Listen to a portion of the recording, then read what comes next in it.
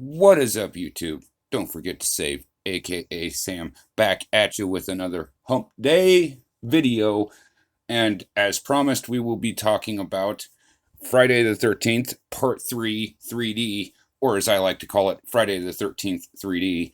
I think they missed an opportunity with that title. But anyway, we'll be talking about that, and I'll get into some things here. But before I do, I've been asked if I'm having a Friday After Dark. And yes, we will be doing a Friday After Dark panel on Friday, 7 p.m. Central Standard Time. We just hang out, crack jokes. We can talk about Friday the 13th. You guys want to come in and talk about baseball? You guys want to come in and talk about, whatever you want to talk about, pretty much within reason. Like, we do have limits. Like, we're not, going to come on here and do anything bad or anything like that. But we're just in fun. So anyway, that's coming up. So definitely check that out. So going on here, we're just going to start off with the Friday the 13th release date, which for part 3, which was Friday, August the 13th of 1982. It was directed by Steve Miner, who also directed part 2, and it was produced by Frank Mancuso Jr. I believe this was his first involvement in the series. He worked for Paramount at the time, so that's kind of a little bit of background there. Now we have Dana Kimmel portrayed Chris Higgins, who is the final girl in part 3. Paul Kratka as Rick, who was the love interest of Chris Higgins, basically. We had Richard Brooker as Jason, Larry Zurner as Shelley. We'll get into that here in a minute. And Tracy Savage as Debbie. So, and if you guys, you older folks that watch movies, especially the guys, all you need to do is hear the name Tracy Savage, and I don't have to say anything else. So, with all that said, the plot here is that Chris Higgins there's this backstory where she was basically attacked by Jason, and in the past, and she came back to kind of try to confront her thing there, and again, Paul Kratka as Rick was the love interest, and he's there trying to help out, I guess, or break him some off. I'm not really sure. Doesn't really get into that too far, other than their love interest. The Jason in this one, awesome. What I like about part 3's Jason is that he wasn't the slow stalking Jason or the teleport Jason. Like, he would take off running like a bat out of hell after you, and that's what Jason should be.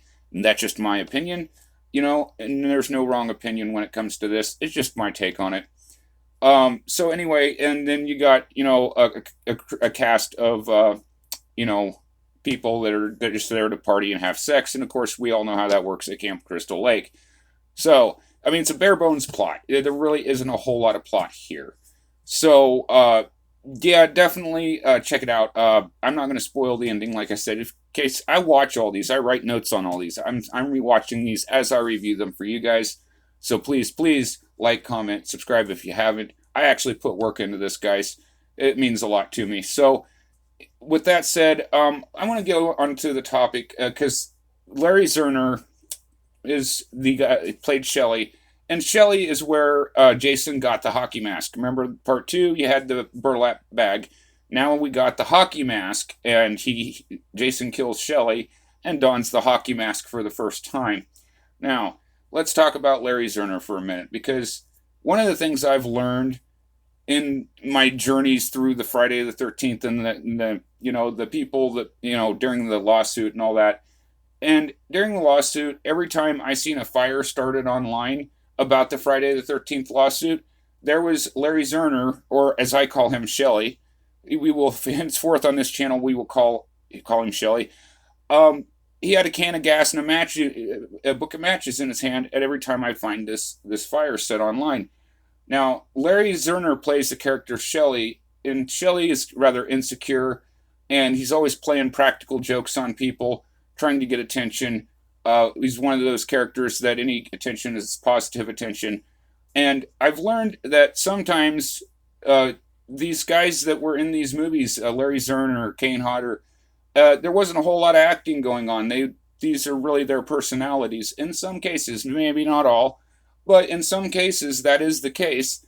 And, Larry Zurner with the Friday the 13th lawsuit kind of stuck his, nose in it, made things worse, didn't make things any better, um, and basically screwed things up. So that ended for Larry last October. By the way, I get them all, guys. I get them all. I get Jason.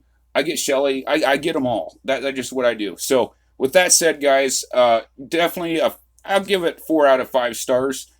Just because of the hockey mask, and again, that's Larry Zerner's one claim to fame is he gave Jason his hockey mask. So, kudos to Larry on that.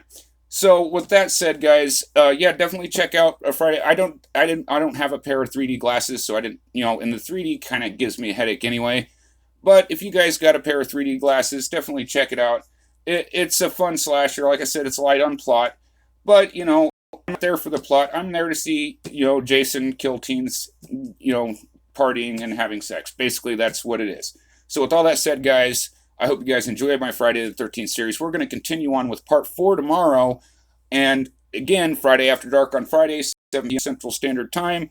Come hang out, crack jokes, do whatever you guys, within reason, whatever you guys want to do. And we're pretty okay with it. So with that said, guys, until tomorrow, love your hobby and it will love you back. Peace.